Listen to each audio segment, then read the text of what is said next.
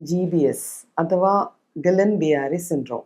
ഈ ഇടക്കാലം കൊണ്ട് നമ്മളുടെ ഇടയിൽ കേൾക്കുന്നുണ്ടെങ്കിലും കുറച്ചു കാലം മുമ്പ് വരെ പുസ്തകങ്ങളിൽ മാത്രം കേട്ടുകൊണ്ടിരുന്ന ഒരു അസുഖമാണ് GBS.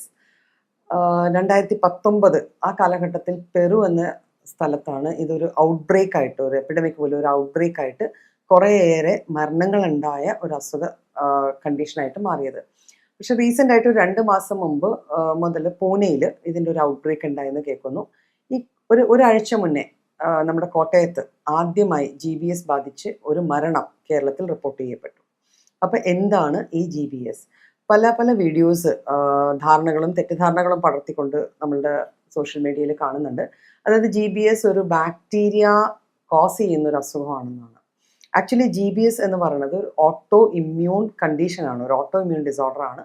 ആ കണ്ടീഷനിലേക്ക് നയിക്കുന്ന കാരണങ്ങളിൽ ബാക്ടീരിയാസ് ഉണ്ടാവാം, വൈറസസ് ഉണ്ടാവാം. ഇപ്പോൾ സൈറ്റോമെഗാലോ വൈറസ് അതൊരു കാരണമാണ്. പിന്നെ സയനോ ബാക്സിലസ് ജിജനൈ എന്ന് പറഞ്ഞ ബാക്ടീരിയ ആണ് ഇപ്പോൾ കോമൺലി കേൾക്കുന്ന ഈ ബാക്ടീരിയയുടെ പേരാണ്.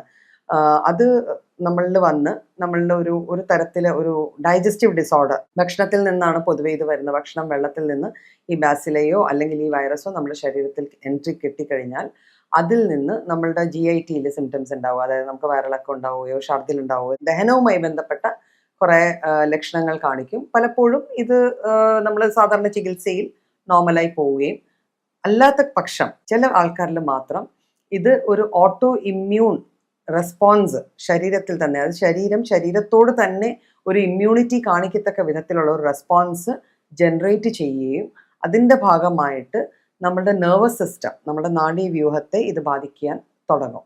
ഇപ്പോൾ GBS ബാധിച്ചു കഴിഞ്ഞാൽ അതിൻ്റെ മെയിൻ സിംറ്റം എന്ന് പറയുന്നത് ഒരു ascending sort of paralysis. Ascending എന്ന് പറയുമ്പോൾ താഴെയിൽ നിന്ന്, നമ്മുടെ കാലിൽ നിന്ന് മേൽപോട്ട് വരുന്ന തരത്തിലുള്ള ഒരു പാരാലിസിസ് ആണ്. നമുക്ക് അനങ്ങാൻ പറ്റാത്തൊരവസ്ഥ വരിക, പാരാലിസിസ് എന്ന് പറഞ്ഞാൽ ആ രീതിയിലേക്ക് വരികയാണ്. അപ്പോൾ കാലുകളിലൂടെ മേലോട്ട് വന്ന് നടുഭാഗം, പിന്നെ കൈകൾ, റെസ്പിറേറ്ററി ഒരു ഡിസ്ട്രെസ് വരിക, അവസാനം കോമയിലേക്ക് പോയി ആൾക്കാർക്ക് മരണം ഉണ്ടാവാൻ സാധ്യതയുള്ള തരം കണ്ടീഷനാണ്. ഇതിൻ്റെ റെക്കഗ്നിഷനാണ്, നമ്മളിത് മനസ്സിലാക്കണം. ഇത് GBS തന്നെയാണ് എന്ന് മനസ്സിലാക്കി കഴിഞ്ഞാൽ നമുക്ക് ആദ്യം മുതലേ ഇത് പ്രോപ്പറായിട്ട് മാനേജ് ചെയ്താൽ നമുക്കൊരു ക്യൂർ കിട്ടും. പലപ്പോഴും ഒരു പാരാലിസിസ് കാണുമ്പോൾ നമ്മൾ അതിനെ ഒന്നുകിൽ സ്ട്രോക്കുമായിട്ട് കണക്ട് ചെയ്യും, അല്ലെങ്കിൽ നമ്മൾ പലപ്പോഴും അത് ഒരു ഹാർട്ട് ഡിസീസ് ആയിരിക്കും, ഒരു കാർഡിയാക് അറസ്റ്റിൻ്റെ ഭാഗമായിരിക്കാം എന്നൊക്കെ രീതിയിൽ നമ്മൾ അതിനെ കണക്ട് ചെയ്തു പോകും. അതിൽ നമ്മൾ ശ്രദ്ധിക്കേണ്ടത്, ഇത്തരത്തിലെ ലക്ഷണങ്ങൾ കാണുന്ന വ്യക്തിക്ക് ഒരാഴ്ചയ്ക്കുള്ളിലെങ്കിലും ഒരു ഗ്യാസ്ട്രിക് ഇഷ്യൂ, ഒരു വയറിൽ ഭക്ഷണം സംബന്ധമായ എന്തെങ്കിലും ഒരു ബുദ്ധിമുട്ടുണ്ടായിട്ടുണ്ടോ എന്ന് നോക്കിക്കഴിഞ്ഞാൽ, അങ്ങനെ എന്തെങ്കിലും ഉണ്ടെങ്കിൽ ഏറ്റവും ആദ്യം നമ്മൾ ചെയ്യണം അവരെ ഹോസ്പിറ്റലൈസ് ചെയ്യാനാണ് നോക്കേണ്ടത്. അപ്പം എന്തൊക്കെയാണ് ഇതിൻ്റെ കോസേഷൻ? ഞാൻ പറഞ്ഞല്ലോ, കുറച്ച് ഓർഗാനിസംസ് ഉണ്ട്, കുറച്ച് ബാസിലൈ ഉണ്ട്, കുറച്ച് bacteria, viruses, even influenza cause ചെയ്യുന്ന, അതായത് നമ്മുടെ സാധാരണ ജലദോഷപ്പനി കോസ് ചെയ്യുന്ന വൈറസുകൾക്ക് പോലും GBSലേക്ക് നമ്മളെ ലീഡ് ചെയ്യാൻ പറ്റും, അതിലേക്ക് നമ്മുടെ ബോഡീനെ നയിക്കാൻ പറ്റും. ഒരു അസുഖം വന്നു കഴിഞ്ഞാൽ തടയാൻ എന്തൊക്കെ ചെയ്യണം എന്നുള്ള അറിഞ്ഞിരുന്നാലാണ് അത് വരാതെ നോക്കാൻ പറ്റും. ഇപ്പോഴത്തെ ഔട്ട്ബ്രേക്കിന് മെയിനായിട്ട് കാരണം പറയുന്നത് അൺകുക്ഡ് അല്ലെങ്കിൽ പ്രോപ്പർലി കുക്ഡ് അല്ലാത്ത മാംസാഹാരം. ഇതിലൂടെയാണ് ഈ ഓർഗാനിസം, പ്രത്യേകിച്ച് ആ ബാസിലൈ നമ്മുടെ ശരീരത്തിലേക്ക് കടന്നു കയറുന്നത്. പൊതുവെ ചിക്കൻ മീറ്റ് ആണ് ഇതിലെ ഏറ്റവും വലിയ കൾപ്രിറ്റ് എന്ന് പറയുന്നത്.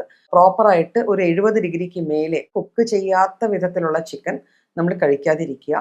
പുറത്തുനിന്ന്, നമ്മൾ വീട്ടിൽ നിന്നല്ലാതെ ഭക്ഷണം കഴിക്കുമ്പോൾ പുറത്തുനിന്ന് കഴിക്കുന്ന ഭക്ഷണത്തിൽ ആ ഒരു സ്പെസിഫിക്കേഷൻ പ്രത്യേകം നോട്ട് ചെയ്യുക. അത്തരത്തിലെ ഡിഷസ് മാത്രം നമ്മൾ കഴിക്കുക.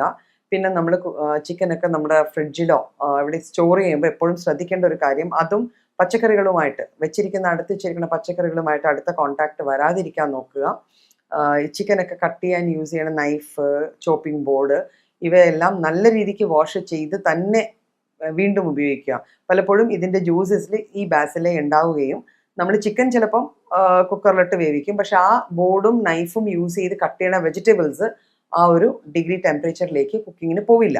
അപ്പം ഇത്തരത്തിലൊക്കെയാണ് ഈ അസുഖങ്ങൾ പടരുന്നത്. പിന്നെ തിളപ്പിച്ചാറിയ വെള്ളം, അത് മസ്റ്റായിട്ടും നമ്മൾ ഫോളോ ചെയ്യേണ്ട ഒരു കാര്യമാണ്. പുറത്തുനിന്ന് എവിടെ നിന്ന് വെള്ളം കുടിച്ചാലും ഫിൽറ്റർ വാട്ടർ അല്ലെങ്കിൽ തിളപ്പിച്ചാറ്റിയ വെള്ളം മാത്രം യൂസ് ചെയ്യുക. അപ്പം ഇത്തരത്തിലെ പ്രിക്കോഷൻസ് എടുത്തുകൊണ്ട് ഈ വന്ന ഔട്ട്ബ്രേക്കിനെ നമുക്ക് നല്ല രീതിക്ക് കൺട്രോൾ ചെയ്യാൻ പറ്റും. അപ്പം അത് ശ്രദ്ധിക്കുക. കാണുന്ന സിംറ്റംസ് എന്തെങ്കിലും കണ്ടാൽ ഏറ്റവും പെട്ടെന്ന് ഒരു കമ്പീറ്റൻ്റ് ആയിട്ടുള്ള ഒരു ഡോക്ടറെ അല്ലെങ്കിൽ ഒരു ഹോസ്പിറ്റലിനെ എത്രയും പെട്ടെന്ന് സമീപിക്കുക.